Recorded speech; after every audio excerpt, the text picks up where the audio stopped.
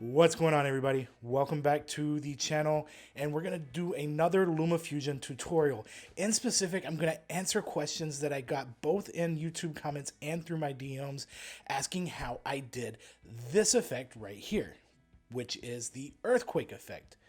So it's a very simple process. It just utilizes a few keyframing, and you can actually use the same techniques I do here to create some really cool titles and other visual effects. So let's go ahead and let's roll the intro, and then we're going to jump into Lumafusion and work on the earthquake effect.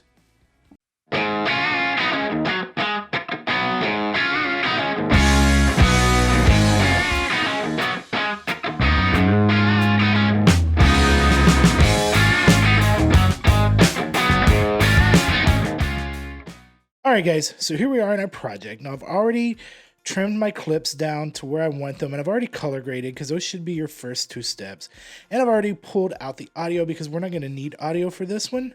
So I've got two clips here, and you'll understand why by the end of it, but I just want to real quick, let's jump in here and let's get started on creating that earthquake effect. Now, once you're in your frame and fit window, the first thing you want to do is slide your playhead all the way to the left. And then we're going to bring our size up to probably somewhere around 103, 102, 104. Let's go 104. Oopsie. All right, so everybody's at 104. So because we went up to 104, you see how your blue bar, the edge of your clip is actually outside of your frame. That gives us a little bit of room to work with here. And we're going to utilize that space honestly and truly to the best of our ability. So let's go ahead and play this to the point. There we go. So that's the point where I start making the motions as if there's an earthquake happening. So we're going to put our first keyframe there, and then we want to go about 6 frames.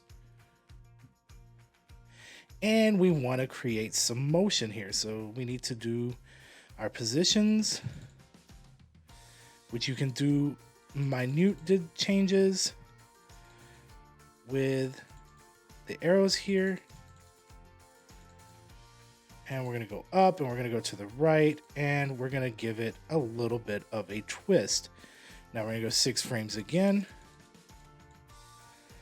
And we're going to readjust all of our sizes, taking each one in the opposite direction that we took the first time.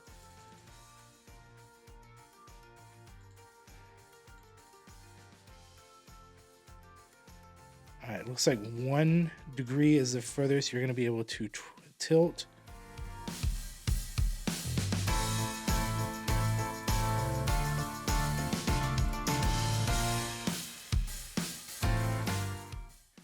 Change it up. Don't necessarily always go back and forth. Don't go the same distances. Just keep it moving around. You want to keep it pretty standard, but you want to not necessarily be following a pattern.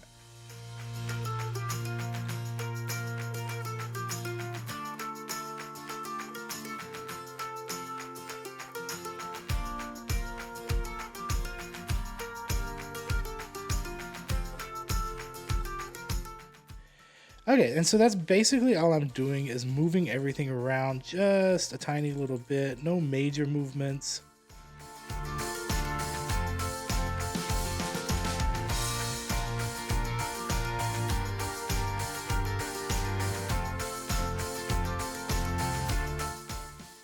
Okay, and then you get to the end and put everybody back to 0.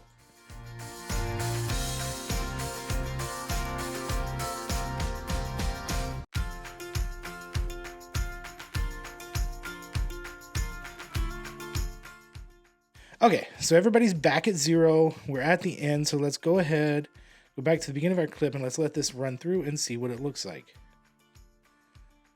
Okay, not too bad. A little bit of movement there, nothing like major.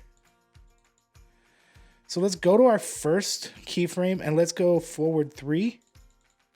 So this is halfway in between the others, and I just want you to make some other tiny little adjustments. And just do that throughout.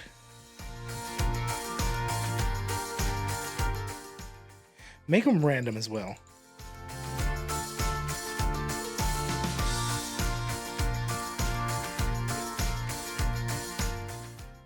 Now you'll notice in here, a lot of the times I'm bringing the rotation back to 0. I think that just adds a little bit to it, unless the rotation is already at 0, and then I'm gonna add rotation to it.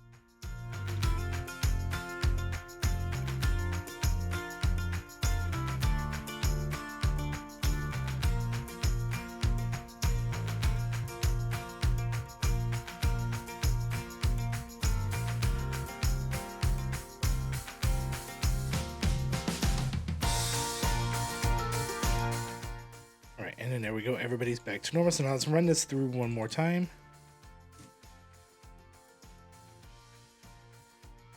Okay, so as you see there, the motion seems to be a little more random. So now we have to go in and have the fun part. So now if I move my camera here, you see everything's moving, but you're also seeing the image gets a little bit blurry.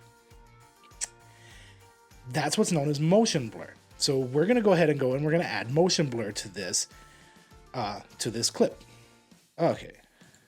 Okay, so to add the motion blur, we're gonna come back into our color and effects, and right up here at the top, you see where you have your teardrop? This is gonna be all of your blurs. Now we actually it has motion blur set in already. I went with motion blur 20. And I actually keyframed this as well, by the way, guys. So let's go ahead and start at our beginning with a 0 radius on our motion blur. Okay. We go back to where the movement starts. There's the first motion. So let's go ahead and add a little bit of blur in, and let's get a decent angle in there. Now you see when you move the angle, how it changes things in the background. That's what you want to have had. So that's why we're also going to mess with the angle here.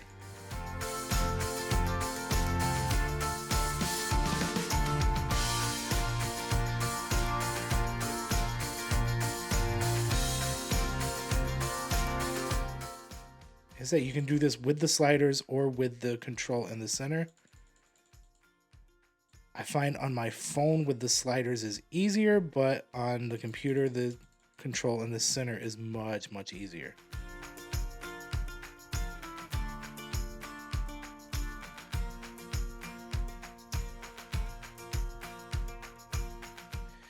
And back to 0. Okay, now let's run this through.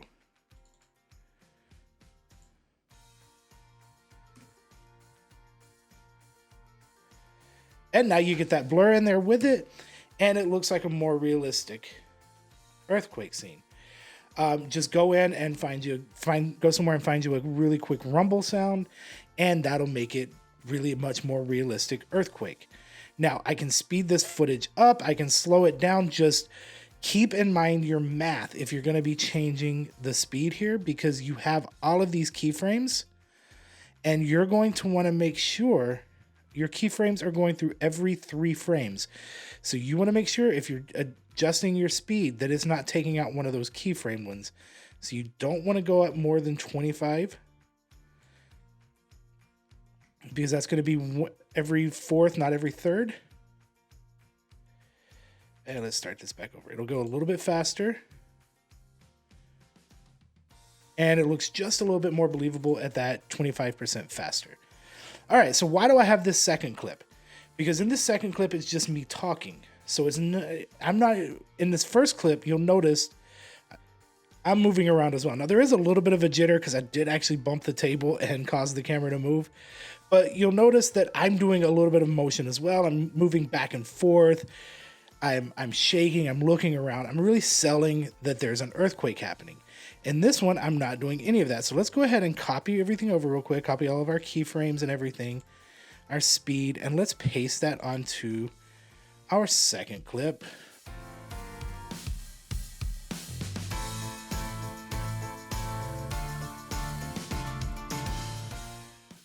And so now we have all of the same stuff going on, but I'm not moving, and look at that. That doesn't look like an earthquake anymore. That just looks like some bad camera work. This looks like an earthquake. The reason that's important, guys, is that It's more than just what you're doing in the computer that's going to sell your story. You want somebody to believe there's an earthquake going on, you're going to need to make it look like there's an earthquake going on. You're gonna need your actor, your talent, yourself. You're going to need them to be making it look like there's an earthquake. Because if I'm sitting just like this and the whole house is rumbling and shaking, that's not realistic. All of this is just about what your audience perceives to be the truth. It's not about truth, it's about what your audience perceives to be the truth. Great example, right now, you look at me, I look like I'm sitting in a dark room with a nice brick wall behind me, and I'm literally sitting in my spare bedroom with a paper wall behind me. Like, this is not real. This is just a backdrop, and I'm very, very well lit up. I do the rest of that in Lumafusion or in Premiere or whatever I'm editing in. Okay, so it's all about it. We are creating an illusion. You can use that same principle on duplicated clips to create a nice glitch title like this one. And it really works to do some fun things. So play around with keyframing, play around with moving things around and creating environments and just creating scenes without actually creating scenes. Till next time, guys, stay healthy, stay safe, and keep editing. God bless.